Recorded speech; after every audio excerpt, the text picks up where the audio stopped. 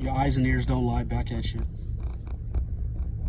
And for a minute, we thought, just for a minute, that the government would follow the Constitution, state and federal laws. But we was only given a glimmer of hope when judge ruled that, which we already know is illegal under the circumstances, for Trump to send the National Guard to California, and hella illegal for you to send Marines, active duty Marines, onto U.S. soil, especially without the request of the governor. So you got one judge who followed the law, deemed it illegal, then you got some additional cowards at the federal level that decided it's better to not get on Trump's bad side than to follow the law. And they gave him a stay on that till at least Monday. And you can imagine how much crazy turmoil in 3 days can happen. And again, this is not in support of any reckless violence and vandalism and all that, but that's even getting blown out of proportion, because they would like the world to believe that the whole city is under siege and violence and it's on fire, when it's not. We're talking about 1 square mile, if that, and that's still too much for you to be out there vandalizing, setting cars on fire and doing all kinds of things, throwing stuff at the cops and the feds, because every rock you throw sets you back, because you're giving the other side the ability to say, see, this is why we have to do this and behave the way we do, because look at what they do. And watch what's going to happen this weekend. And you can see the responses that are already starting, where you got Nebraska, you got a lot of these Midwest states. They're not talking about it on the news, but they're calling up their National Guard. So as you're trying to say California is a horrible place and we support criminals and illegal immigrant criminals and this and that, you can go somewhere with that. Illegal immigrants are everywhere, especially in the Midwest, where you need them for agriculture, where you need them for landscaping, where you need them for construction. But you want to single out California and some additional blue states, and we know why. But watch the response that you're going to see at these No Kings rallies that are going on in protest. Because the government response is going to be solely based on the color of the protesters. I remember when the George Floyd protests were going on, and how the cops were so kind and loving and nice to Kyle Rittenhouse and all these dudes out there.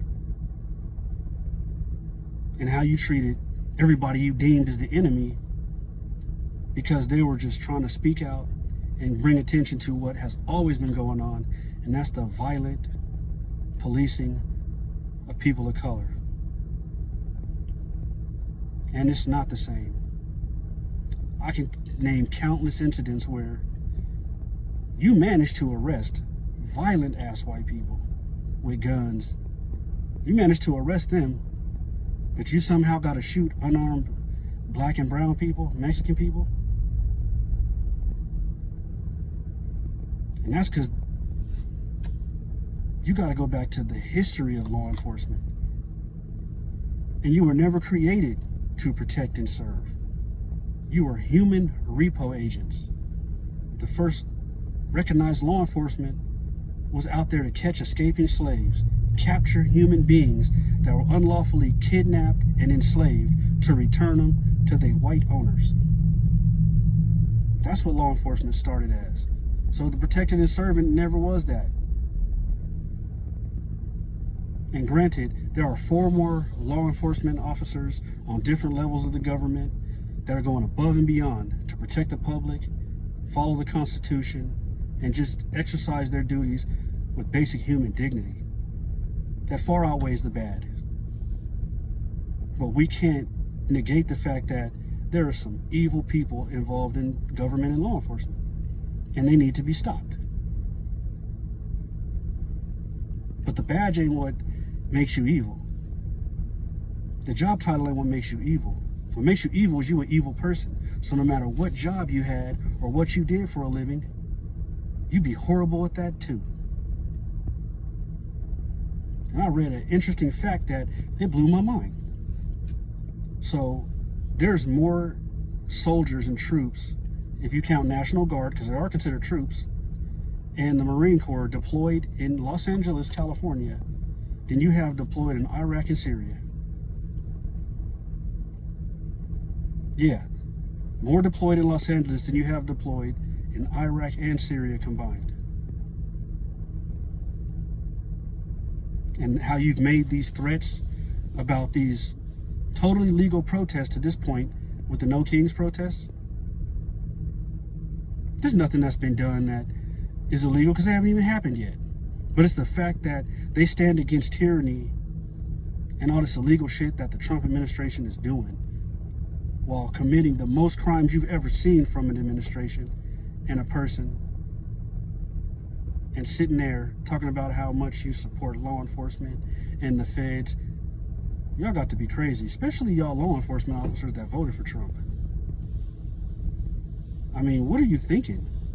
Or is it kind of something where you got that misconception that since it's not you, it's okay? So it's all right if they bash the heads of the Capitol Police in D.C., because you ain't a Capitol Police officer, but he still cares about you. He still supports you. What criminal supports law enforcement except for dirty cops on the take? Dirty feds on the take. Those are the only ones criminals like, is dirty cops on the take. I mean, get real. And don't forget that when he wins these court cases, that expands where you can do this at. Because you'll refer to case law and say, well, I did it here, how come I can't do it here? So anybody that speaks out against him, he gonna sick the government on you. He told you all through running that he was gonna use the government to exercise all his vendettas. He told you what he was gonna do in deporting all these people, because he didn't tell you anything about a plan. He just said, we're gonna round up as many as we possibly can. He never told you how, but we knew how. The opposition to Trump, we knew how he was gonna do it. Anybody that fits the appearance will do. Anyone will do. And we knew. So the idea now that you're seeing an outcry from people that were part of putting him in office is ridiculous. I seen the comment from Ryan Garcia. Man, stop it. Go back to doing some steroids and shut your mouth. You were all Trump this, all Trump that. Till what? Did he get one of your cousins? Did he get one of your family members or somebody that's close to you, a friend or something? Is that what happened? It touched you personally, so now you care? Or is it because you got mopped up on your last fight, since you clearly weren't on steroids? They knew for sure with the testing they did that you weren't on steroids last time when you got mopped up. These farmers that can't find any labor for their farms, that are angry and crying because they losing their ass. You didn't care because you wasn't supposed to come take your employees. And that's where I spoke to my friends, and they looked at me like, man, I never thought of it that way. But now that you got me thinking about it, it do make sense. You remember last year when Trump was going to rallies, talking to black people, going into some of these black neighborhoods, talking to them Uncle Ruckuses that supported him?